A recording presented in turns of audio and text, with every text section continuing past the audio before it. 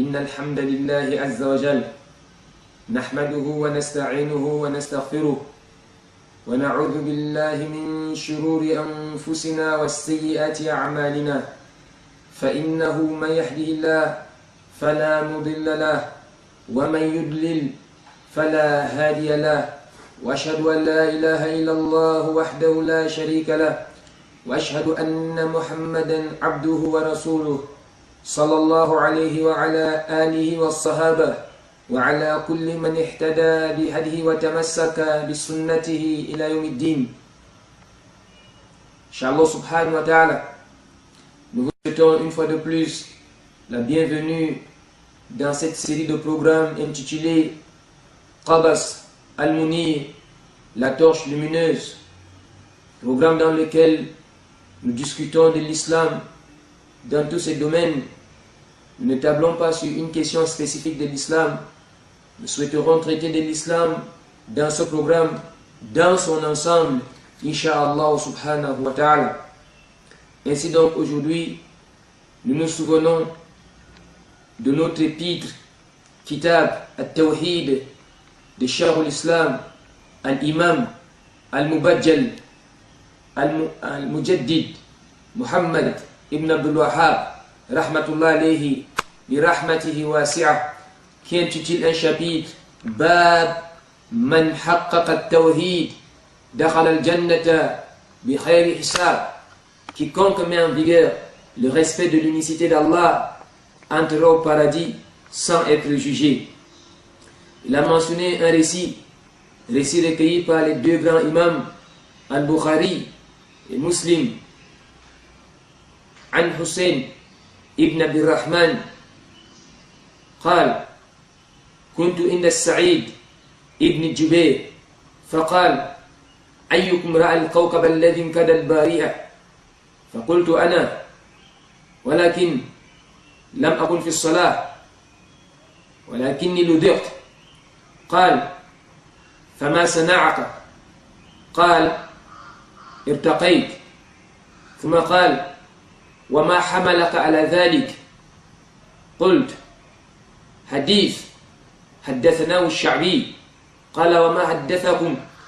قال: حدثنا عن بريدة ابن الحسين أنه قال: لا رقية إلا من عين أو حمى. قال: قد أحسن من انتهى إلى ما سمع، ولكن حدثنا ابن عباس عن النبي صلى الله عليه وعلى آله وسلم أنه قال: عرضت علي الأمم فرأيت النبي ومعه الرهط، والنبي ومعه الرجل ورجلان، والنبي وليس معه أحد. ثم رفع لي سواد عظيم فظننت أنهم قومي، أنهم أمتي، فقيل لي: هذا موسى وقومه. فإذا سواد عظيم فقيل لي: هذه أمته، ومعهم 70,000 يدخلون الجنة بغير حساب لا عذاب. فنهد فدخل إلى منزل فدخل منزله فخذ الناس في هؤلاء، فقال بعضهم: فلعلهم الذين صحبوا رسول الله. قال بعضهم: فلعلهم الذين ولدوا في الإسلام ولم يشركوا بالله شيئا. فذكروا الأشياء. جاء إليه النبي صلى الله عليه وسلم فأخبروه فقال: هم الذين لا يسترقون ولا يكتوون ولا يتطيرون وعلى ربهم يتوكلون. فقام عكاشة ابن محصن فقال: ادعو الله يجعلني منهم. فقال رسول الله صلى الله عليه وعلى آله وسلم: أنت منهم، وفي رواية: اللهم اجعله منهم. ثم قام رجل آخر فقال: يا رسول الله ادعو الله يجعلني منهم. فقال صلى الله عليه وسلم: سبقك بها عكاشة، أو كما قال. C'est récit immense que l'érudit de l'islam, Muhammad ibn Abdul Wahhab, mentionne dans ce chapitre immense qu'il intitule « Quiconque met en vigueur le respect de l'unicité d'Allah entrera au paradis sans être jugé ». Ce récit, recueilli par les deux grands imams, Al-Bukhari et Muslim, parmi les récits de Hussein ibn Abdurrahman, qui était parmi les tabi'in, ceux-là qui ont suivi les compagnons du prophète Muhammad sallallahu alayhi wa sallam, les sahabatul kiram. Avant d'entrer dans les récits, il incombe de signifier le sens du mettre en vigueur le respect de l'unicité d'Allah.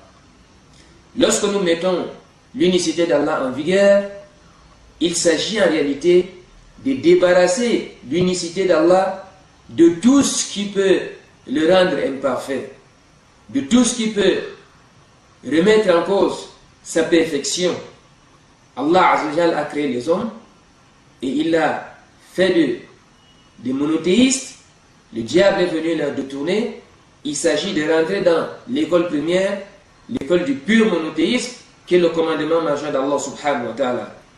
Pour débarrasser, pour mettre en vigueur le respect de l'unicité d'Allah, il s'agit de ne pas associer Allah subhanahu wa ta'ala, de ne pas donner à Allah des associés.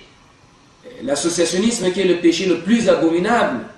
Allah subhanahu wa ta'ala, dans un verset du Coran, il dit قُلْ يَا عِبَادِ الَّذِينَ أَسْرَفُوا عَلَى أَنفُسِهِمْ لَا تَقْنَطُوا مِنْ رَحْمَةِ اللَّهِ إِنَّ اللَّهَ يَغْفِرُ الذُّنُوبَ جَمِيعًا إِنَّهُ هُوَ الْغَفُورُ الرَّحِيمُ. Dit, ô mes serviteurs qui avez fait du tort à vous-même, ne désespérez pas de la miséricorde d'Allah. Seul Allah pardonne tous les péchés, excepté cet unique péché qu'on appelle le shirk, pour ceux-là qui ne se répandent pas. Inna Allah la yaghfiru an yushraka bihi wa yaghfiru ma duna dhalik liman yasha. Allah ne pardonne jamais qu'on lui donne des associés, mais en deçà de l'associationnisme, il pardonne à qui il veut.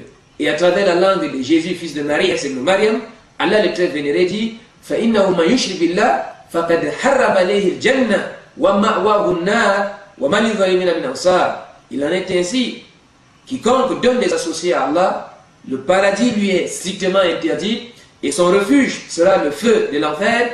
Il n'y a pas de secoureur pour les injustes. Il n'y a pas un péché aussi abominable que le shirk qui a été commis sur la surface de la terre en un lieu et en un temps qui soit plus laid et plus grossier et plus monstrueux que le shirk. C'est un péché abominable, car l'argument contre ce péché est levé.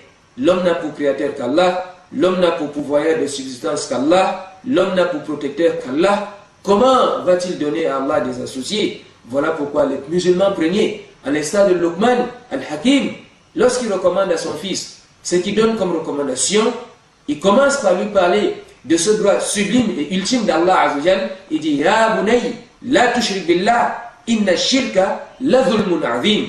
Oh mon fils, ne donne jamais des associés à Allah, car l'associationnisme constitue la plus grande injustice. Lorsque je mets en vigueur le tawhid, je débarrasse le tawhid du shirk.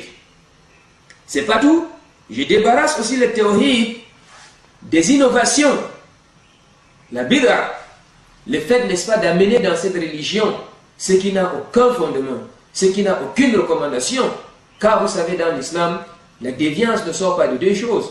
Soit c'est le péché, à ce moment-là, on le soigne avec le repentir sincère, soit